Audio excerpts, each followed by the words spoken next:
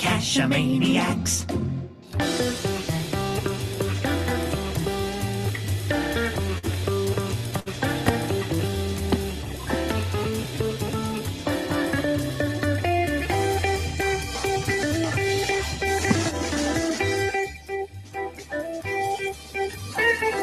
GeoGearHeads.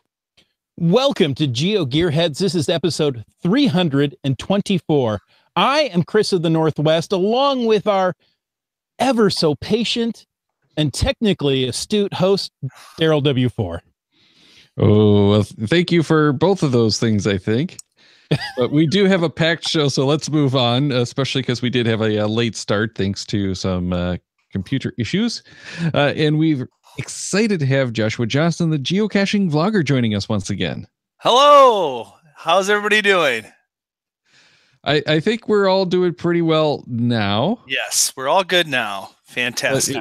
We got a little bit of a late start. Only 15 minutes. That's like on time for the airlines, isn't it? There you go. Better late than never. Really good for the airlines. Right. So, hey, we're still in great shape. Totally in good shape. It's great to be here, guys. Thanks for having me back on the show. Excited to chat. Excited to be random.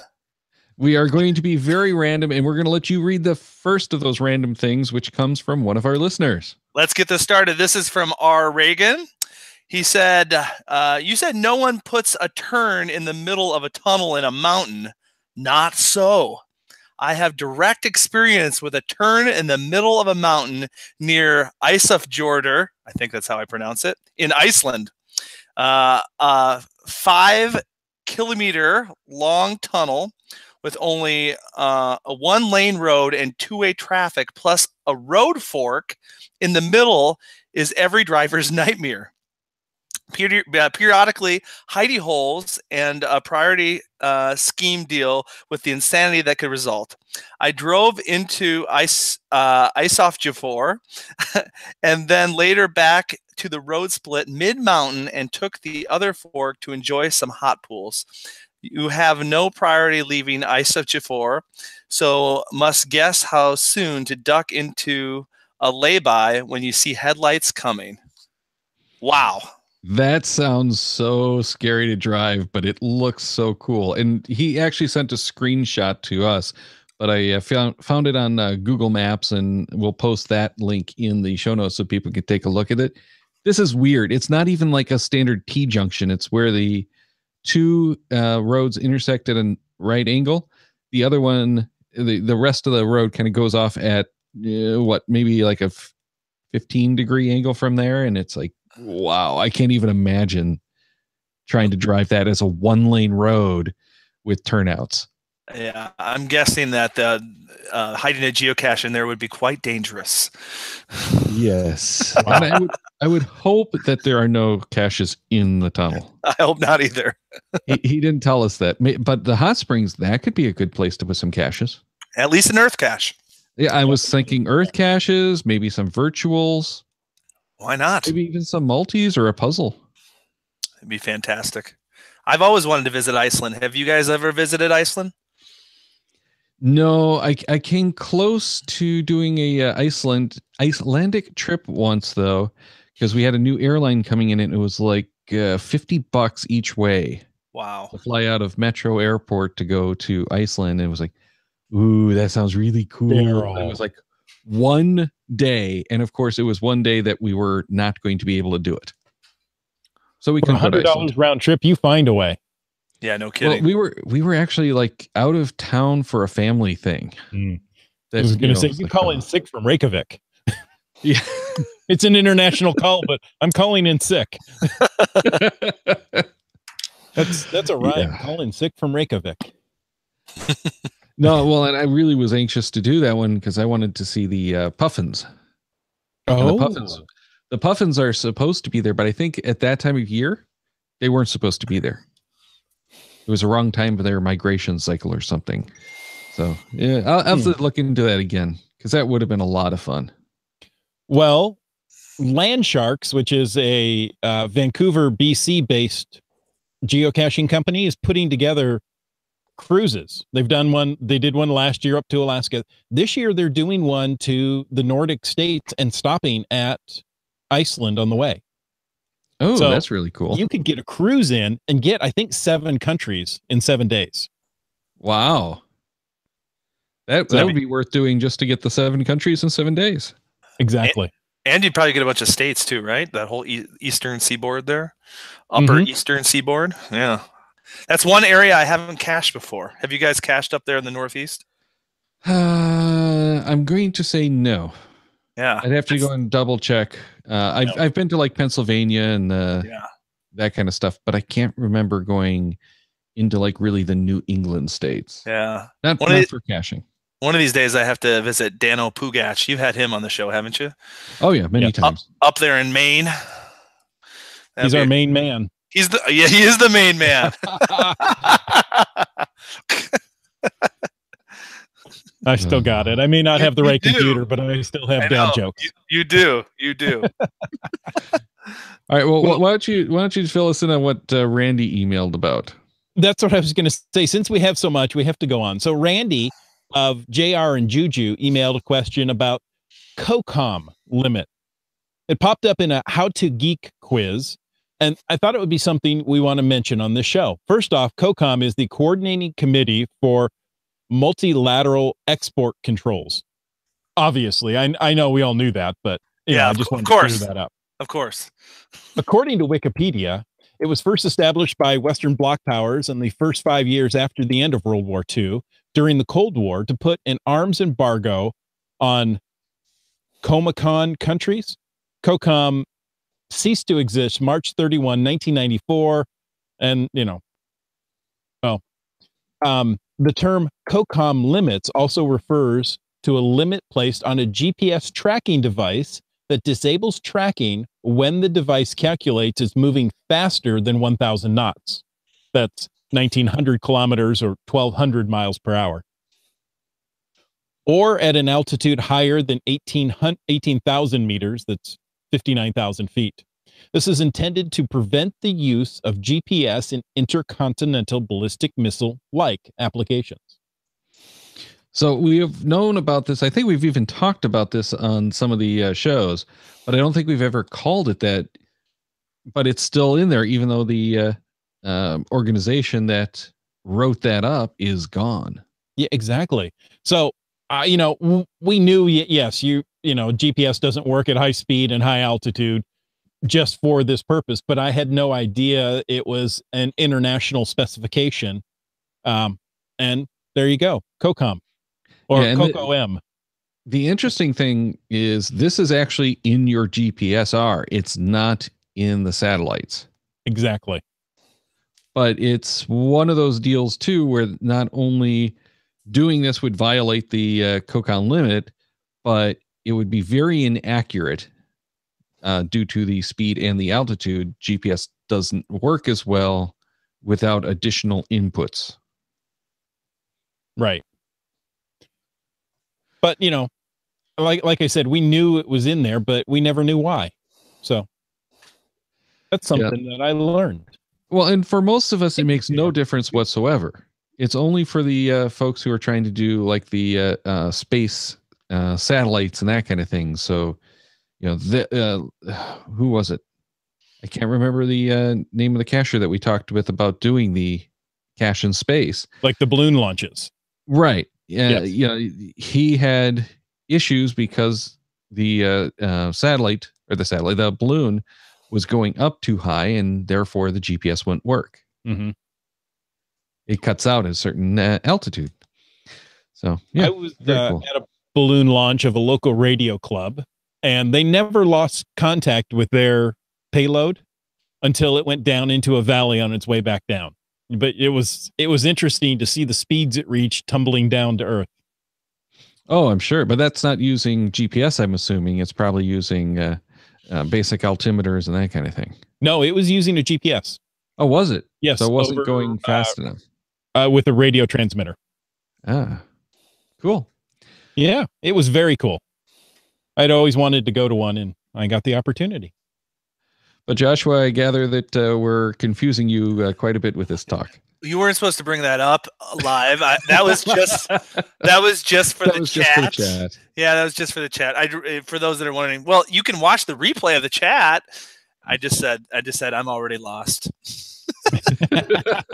But speaking of planets. What a segue. Segues. Hey, but so many people got lost on the Planetary Pursuit announcement, and I was one of the people that got a little bit confused by the original teaser, because in the teaser it said that you use a friend league. Well, you are using the friend league, but the friend league doesn't have anything to do with your friends on this one. No, other than just comparing yourself to your friends just for fun. Yeah, it's the scoring apparatus that they're using. Right. So that's you can see what your friends are doing on the friend league, but it doesn't have anything to do with the Planetary Pursuit.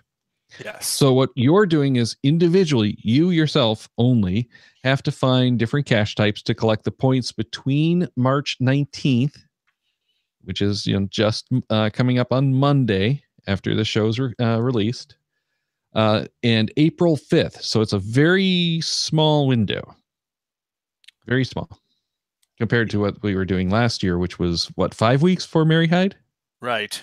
Yes. Which was, I'd say, considerably easier to accomplish than this. And that was my feedback to geocaching.com was the Mary Hyde thing with the friend league, with your friends that, you got friends that are getting uber points. It was way too easy. So yeah, in most cases, you just had to have one find, right?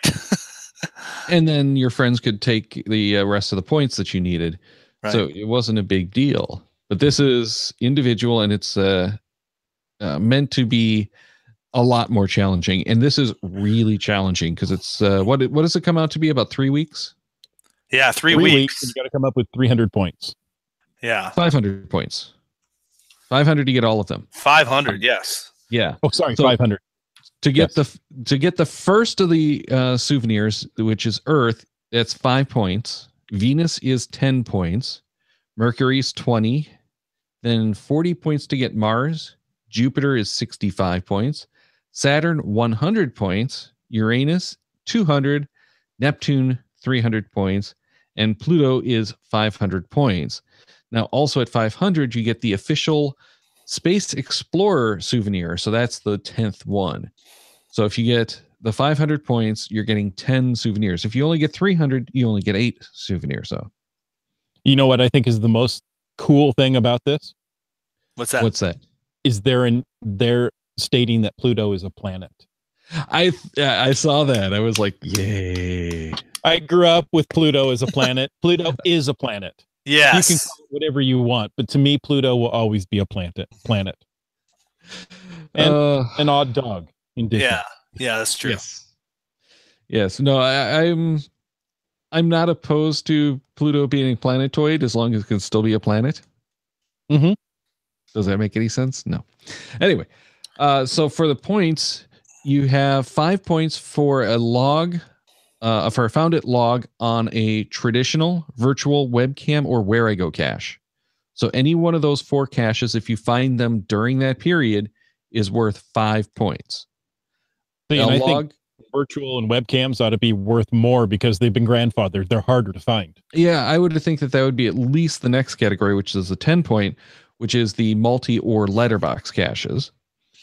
The mystery and Earth caches are worth 15 points. Now that one makes sense to me because those do require more work. Mm-hmm. Although there are some of those mystery cache power trails with very easy solutions. I think if I'm looking at this and I'm thinking, what's the easiest way to accomplish this? Get a bunch of mystery caches or challenge caches. Yeah, we've been told that we need to do the Star Wars geo art near here because it's really easy to do, and we can get something like 50, I think it is, solved and done in a couple of days. Yeah, so I think that's the money right there is the mystery caches. That might be a little bit on the higher side. Now, points. the other cool catch, though, is if you log any cache with 10 or more favorite points, that's worth 15 points. That's super smart. Yes, it is. And any event is also worth 15 points. So you're going to see a whole bunch of events, and make sure to hit every event that you can during this window. Now, if you drop off a trackable, that's also worth 4 points. Now, here's another catch, though. You can only have 15 points for any cache log.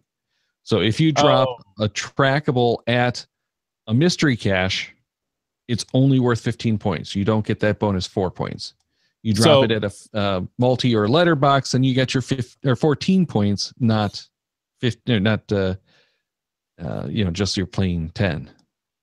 So if you go for a mystery cache with 10 or more favorite points, you're not getting 30 points. You're getting 15. Correct. Oh, well, and I think that 15 points is, well, it doesn't really make a difference, but I think the 15 points was any cache that has 10 or more favorite points is automatically just 15. And I think that's kind of why they did that. So anytime you find a highly favorited cache, it's going to be worth 15 points.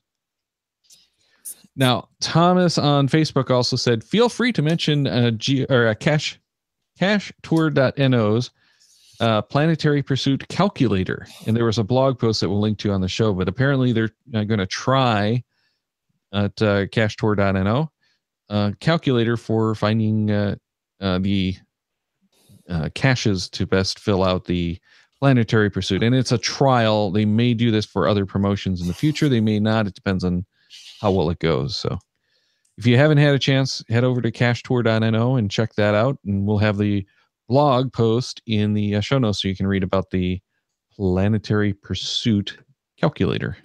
Another thing I like about this is the timing of it.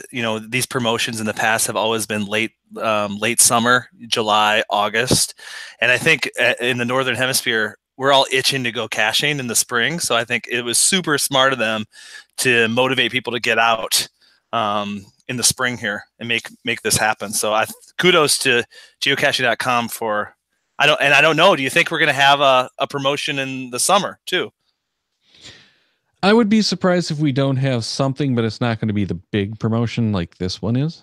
Yeah. But it might depend on how well this goes over. If this goes over well or badly, we might see something in the fall kind of, make up for it. Or I guess that would be the spring for the guys in the Southern Hemisphere. Yeah. I think this is going to go over really well because people can shoot for whatever level they want to. It kind of reminds me of choosing your clan level for a Munzie, where you have a goal, you can shoot for it, and if you get halfway there, you get 5 souvenirs, and if you get the whole way, you get 11. So I think the fact that it's individual and goal oriented, I think it's going to be really successful. I hope so, but we don't have the carrot at the end of the trackable that we did for Mary Hyde. Not that we knew what that was for Mary Hyde. True. But I thought that was a cool idea. I don't think a lot of people thought it went over as well as I did. Yeah. But we did have a question from Chad in the chat as to whether the cache with a puzzle attribute would count as the mystery cache. And the answer would be no, that doesn't count. It's the icon type that counts, not the attributes. Something else that geocaching.com did that a lot of people are going to like, it came in on the March 8th release of the website, and that's a new create and a maps function for lists. So in the release notes, they actually said, with this release, we have made some continued updates to the list hub on geocaching.com. Aside from visual updates to the page, premium members can now make a copy of any of their owned lists on geocaching.com. Once the list is copied, you can access it from both geocaching app and the website. They've also added the ability to create a new list from the list hub. That's the list page, essentially. Lastly, premium members can now map their list directly from the list hub. Now, this is the one that a lot of people, I think, are really going to get excited about. So you can put together your list on the website, say like I do for my cherry pick caches I want to hit on a route, and map that so that you can see all of the caches that you have selected. That's an awesome function that was long overdue. Previously, the way that you had to do that was create a pocket query and then run that You go to the map and preview on the map from the Pocket Query. So lists you own can be found on your dashboard under the Your List on the left side menu. Gentlemen, can I ask you both a question? Take a little impromptu poll. Do you use the website as much as you used to? That's a good question. I would probably say I'm using it more than I used to. Oh.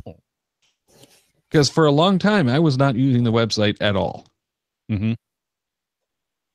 I use it slightly, probably less than I used to, because I do much of my searching for caches and filtering caches through Cachely. But when I log my caches, I like to use it as a draft and then go through and actually type out my logs. So that's how I use it. So I'd say I use the website less, but I still use it.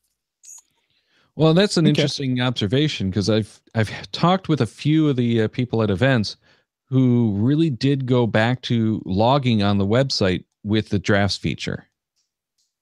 Once they enabled that on the app, the people who are using the app started migrating back there. And now that Cachely supports it as well, a lot of people have moved to doing that with Cachely, just because it does make it so much easier to type up longer notes. So you punch in your notes in Cachely or whatever app you're using that supports it, including the GPS, because it is the field notes feature from the GPS, just updated to drafts, which field notes was a bad name for it too. But now you can go and type it in, use your notes to upgrade it. Still, the thing I'm hearing from most people who do that workflow rather than live logging has been because they're using GSAC and using GSAC's templates to do the logging, which makes a lot of sense to me as well. It's just, I don't want to go through that much work. Templates and Cachely are more than adequate for me. Me too. All right, Chris, you're out there closest to Amazon, so why don't we give you this next one? Oh, I see. Just proximity is what gets me to read this article. Gotcha. Exactly. You're closest to the guilty party. Well, I have a distribution center a few miles away. Does that count? No, because I have one of those too now. Oh, okay. Never mind. Joshua, can you get delivery by drones yet? What's that? Can you get delivery by drones yet? Not yet. No, then you're not close enough. But some dude in his Honda Accord comes by and just drops off packages. That's pretty much a drone. Pretty much. Is that like a 1984 Honda Accord? Something like that. Yeah. It doesn't matter. They'll use anything. Exactly. Well, during a glitzy Amazon showcase among Barcelona's seafront, the company held 2 escape room experiences to drill home how very, very excited it is about its new action series, Tom Clancy's Jack Ryan, coming to Prime Video later this year. Now, escape rooms are very popular. So Amazon's Alexa is also popular.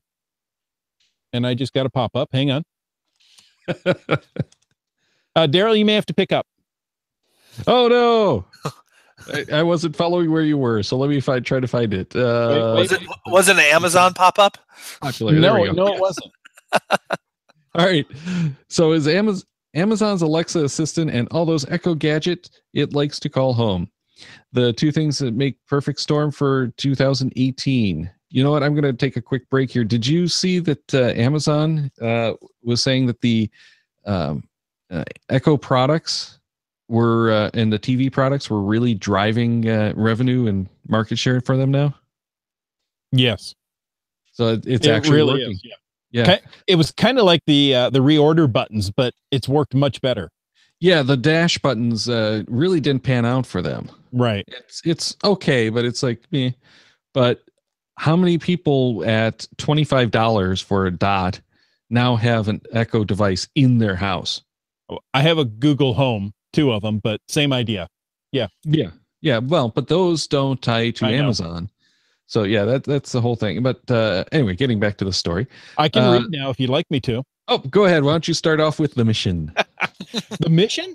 To crack a code through a back of the cereal box numbers to letters cipher and some interactive Alexa tricks that showcase what Amazon is capable of. Yes, the room was small and the mystery was kind of simple, It still took us twice as long as it should have.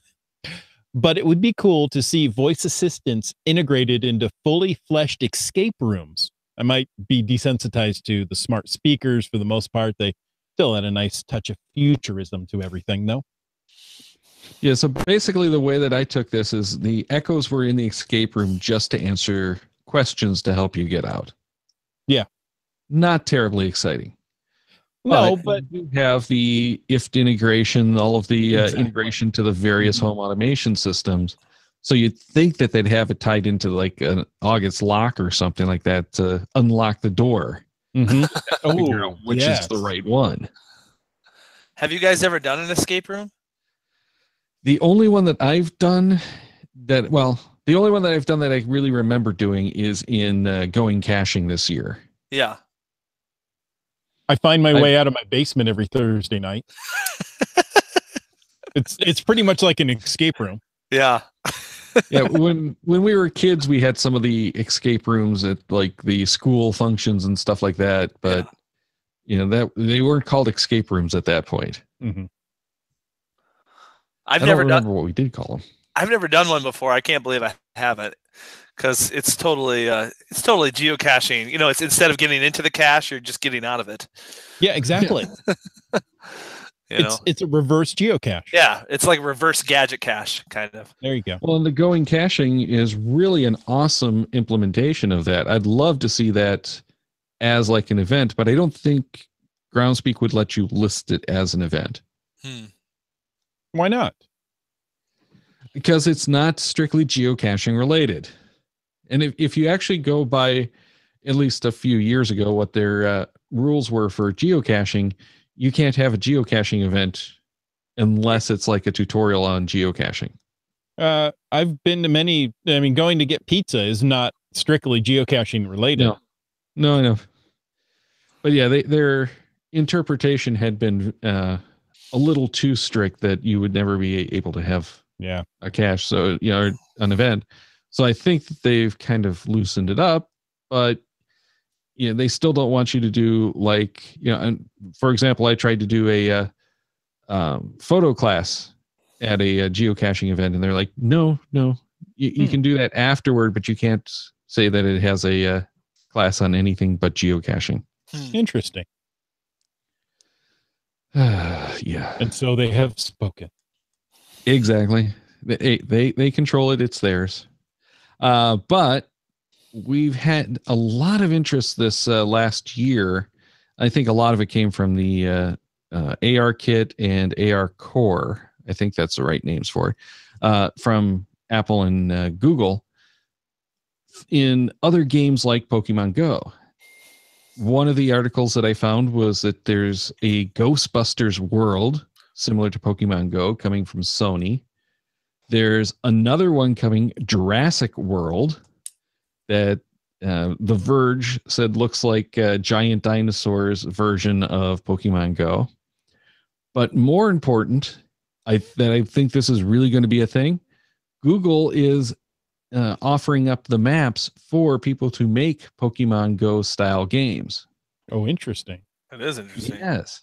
So this is more of a thing now than I think it was even 3 months ago. I thought this was, like all of the other trends that, the fads, that it was going to come and go.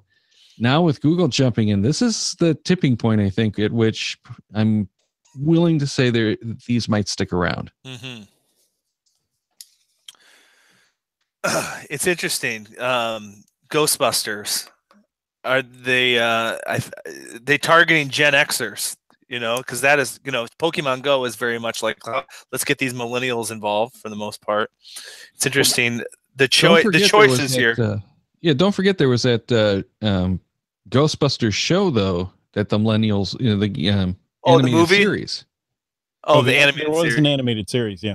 Yeah, so it's got a little bit more appeal than just the Gen Xers. Yeah, I suppose. Although that was that Ghostbusters animated series was in the early 90s, wasn't it? That's still pretty long ago. Right. But yeah, it's at least giving you a little bit longer range. Right. Right. Well, and they just had the Ghostbusters movie, what, Right. 2 summers ago? Yeah. Yeah. Yeah, this is interesting. Jurassic World. What would you? I mean, would you be catching dinosaurs? Would you be? What would you be doing with the dinosaurs that you find? I Well, assume I'm you'd be catching thinking, them. I'm thinking you have to run from some of them and try Yeah. to capture others. Yeah, like capture eggs and then like raise them and then and But then run I'm from sure others. this is going to tie into the Jurassic World movie somehow. Yeah, I could see that. Totally. Because it's Jurassic World Alive. Here's a question for you. If you could pick any series, movie, television show, cartoon, if you could pick anything to make your own location-based game, what would you want to see? We've talked about this a few times before, and I don't know that I have a really good answer for that. Yeah, I don't know either. I don't know. I think something like Agents of S.H.I.E.L.D. could work really well with that. Right. Well, I'm thinking we probably want to steer away from some of those hot properties. Because Marvel is probably going to have something like that eventually. Same DC eventually. So, Scooby-Doo, I think, would probably be the one thing, and I don't like that show, but that would be the one thing I think would probably make a really good game that hasn't been talked about. We're solving mysteries. Right. Solve some mysteries, but it's a very different style game than is like Pokemon Go. Right. Well, and you'd have to be a teenager because it's always those meddling teenagers that solve the... No, just a kid. It's a meddling kids. Okay. And their dog. But, Scooby-Doo is virtual, so you don't have to bring your own dog. Oh, there you go. You got to find Scooby snacks. Now this is sounding like Garfield Go. Oh, yeah. Have you guys... still a thing? Yeah, it is. Yeah, I think so. Have you guys heard much about Harry Potter Go or whatever? I thought there was going to be a Harry Potter game. That is a Niantic project that last I knew had not been killed, but was still in negotiations with Rowling. Yeah. I think they have to get it to a point at which they can show her before she'll sign off on them using it. And she is notoriously difficult with that kind of stuff. Yeah. But the next one they're coming out with is Walking Dead. Oh, really? Oh, that'll be cool. That's supposed to, I think, be this year. Oh, that's cool. But the plan, as I remember, for Niantic was they're going to come out now with a game almost every year on a different property. So this year it's going to be Walking Dead. Next year might be Harry Potter. So is there an oversaturation point here when you're gonna be walking around playing games? You're gonna be like, "What are you doing, Harry Potter? Pokemon Go? Are you geocaching?" Like, well, I think we're going to very quickly get to that point, and Pokemon Go is likely to just drop off entirely. Ingress is going to get a revamp this year to be more like Pokemon Go as far as graphics and stuff. So we'll see if that comes back, because Ingress still has a following, but it's very small. It's not what it used to be. And Pokemon Go isn't what it had been during its launches. Right. But it's still huge. And it's incredible that, when they're doing the legendary raid battles, I still see people, like 20 people, which is the max that you can have in a single battle, huddled around a monument in the middle of the road trying to catch whatever that one is. And it still blows my mind. Yeah. The Pokemon Go, the diehards are so invested. I can't imagine the diehards just going somewhere else, and playing a different game. I mean, some will try it, but I think people that are just like geocaching or Munzie or anything, if you're invested in it, you're most likely to keep playing it. Oh, yeah. Yeah. And you're going to see the same kind of thing, I'm sure, happen with several of these other properties. If you're into that property, you're going to go for it. Right. And imagine how bad it's going to be when they have like the Avengers AR game, Avengers Go. It's probably going to happen. Yeah. It's just a matter of when. So we'll see. Yep. But yeah, we're going to start seeing a lot more people playing a lot more types of games. Yeah. There's going to be a lot more goes. Yes, there's a lot more people on the go.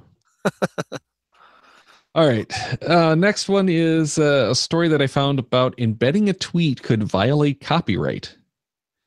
And this one kind of scares me more than a little bit. Did you guys read this story at all? I didn't. And, I thought this was amazing, or, well, amazingly scary. Let me put it that way.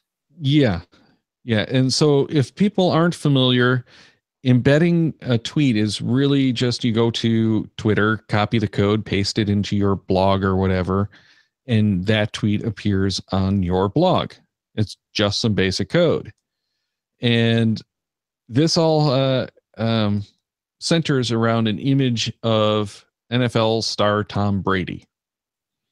The photo, the photo was taken by someone else, posted to Twitter, and I think it was done by the tweet was posted by the news agency, but it might have been posted by the photographer. But the photographer is accusing the news site of copyright infringement for embedding the tweet. So by embedding the tweet, even though it's not hosted on that site, they didn't copy it or anything, it's just embedded from Twitter. They're accusing that site of violating the copyright. See, and Daryl, I would think embedding it, actually copying the code from Twitter, would be the right way to go, because absolutely, you take a snapshot of it. You're not claiming it's yours. You're still linking back to the original source. Sure, exactly, and that's the way it was designed to work. But the Ninth Circuit court is hearing this, or heard this case, but their interpretation is that it's not easy enough, that it's you have to read the text they use, the wording they use, Daryl. Yeah, I probably do. So it's the judge apparently rejected the Ninth Circuit's court's so-called server test, in part by describing embedding, something that's easy to do on modern CMS, which I thought that was interesting that they reduced it to CMS. You're right. As a highly technical process only done by coders. That means that publishers, rather than hosts, can be held liable. So, you get these modern content management systems, which are really easy to say, hey, go grab that snippet and put it in here. You don't need to be a coder to do that. I thought that was funny. It's a highly technical process. Yeah. But in any case, the EFF is on this. And in the meantime, I would say you probably don't want to be embedding tweets. I'm actually a little bit afraid of just even doing reposts at this point. Oh, a retweet? Yeah, well, I'm thinking like reposting on Instagram, because at that point there's no engine even for it. But even retweeting something on Twitter that isn't my own stuff, or someone that I know, like if Joshua, if you post something on Twitter, I'll retweet that because I know you're up for it and you want the retweets. Yeah, and I always post really good stuff, so you'd want to do that for sure. Oh yeah, hey, I did it once or twice today. Thank you. But unless I know who it is and what the intent is, I'm certainly not going to do it, and I won't be doing it on anything that's like a photo that might be tied to some kind of agency. Mm-hmm. Right. And that's where it really becomes hard, is figuring out where that steps, where that difference is, where that line is. Exactly. Yeah. Yuck. Mm-hmm. All right. So why don't we do one more story? Chris, I'll let you have this next one, and then we'll have to wrap it up to get to the this next one comes from GPS World. It's saying 5G's cellular's next step brings new positioning capabilities. The cellular 5G standard, and it feels like we just got 4G, right? We need more G's. That's what's going to solve all this. More G's. Yep. The 5G standard has been designed to target latencies under 1 millisecond. Data rates up to 10 gigabits per second, extremely high network reliability, and better accuracy in positioning. With location awareness becoming an essential feature of many new markets, positioning is consequently considered an integral part of the system design of the upcoming 5G mobile networks. How cool does that sound, first of all? Sounds good to me. 10 gigabit speeds, because, we're not talking 10 gigabits because it's up to 10 gigabits. I know, but I mean, which means here in the States, we're probably going to do with get that? even 5. Play Pokemon Go, of course. Oh, okay. In under 1 millisecond, we know what Pokemon are around us. Well, and how many times have you been out there doing even geocaching where the maps don't want to load? Oh, yeah. But so I don't think this is going going to a 5G system is going to change that. You're still in a spot that you don't have great coverage in, and that's usually the issue, not... Well, no, that's part of their network reliability, because I've had that happen in areas that should have good coverage, but just they're congested. So does this mean a Geo Woodstock would eventually have cellular coverage? Absolutely. That's what they're going for. It's not going to be as easy to snag all of the bandwidth available. Mm-hmm. It's going to do more like round robining and that kind of stuff, as I understand it. But they are doing a lot with just that problem, because we are dealing with such issues of congestion all over the world. There's not enough spectrum, and we have way too many people trying to use that little spectrum we do have. Mm-hmm. But the interesting part of this that I wanted to bring up for this show is the positioning. It's actually in the 5G standard, building in positioning. Fantastic. Sounds good to me. Well, I do. They're not trying to replace, they're trying to augment existing technologies.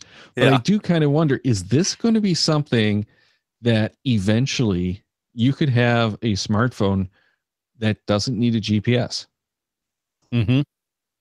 That's what I got a lot of out of it. It's saying location awareness is an essential feature of many new markets.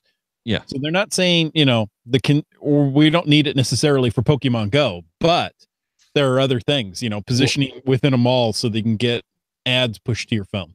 Yeah. And as it stands right now, almost every chip for the cellular market has a GPS built into it. Mm-hmm. It's just part of the spec right now.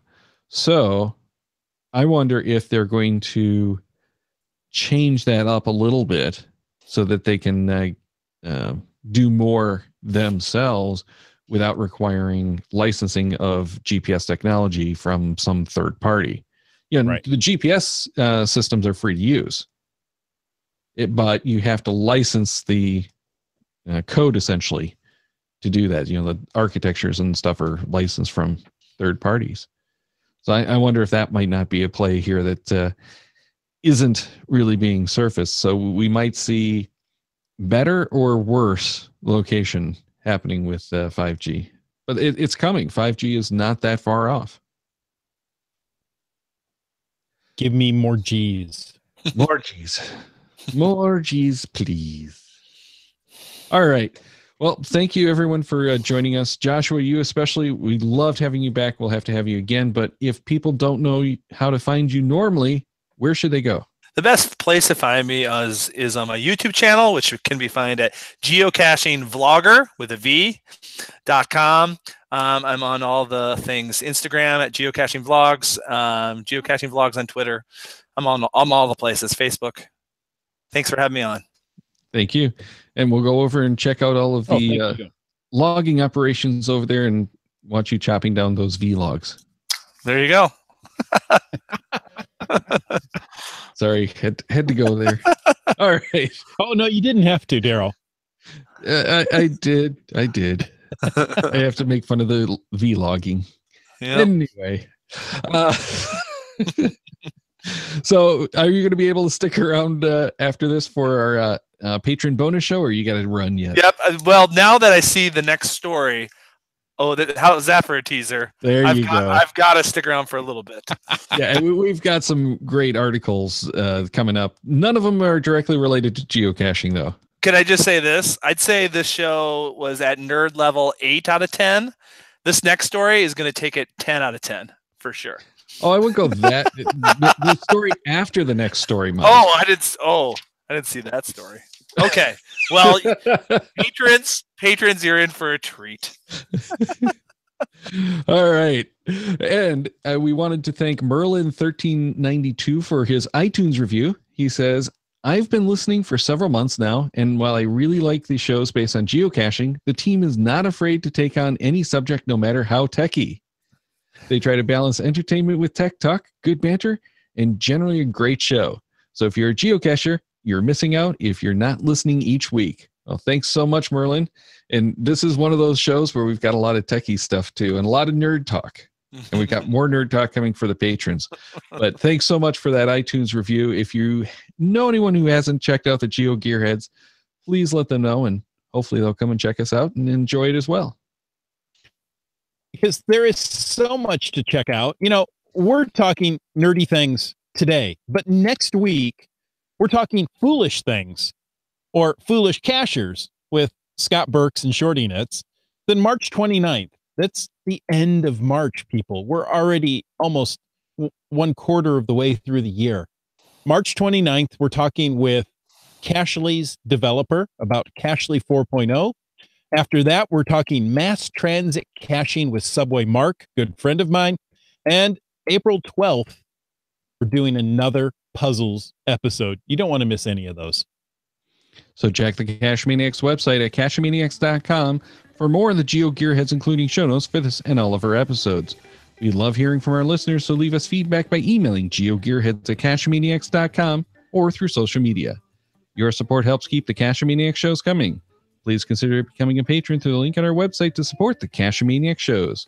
GeoGearHeads is produced by Chris Suffenauer and Daryl Wanberg. This show is copyright 2018 by Daryl Wanberg. All rights reserved.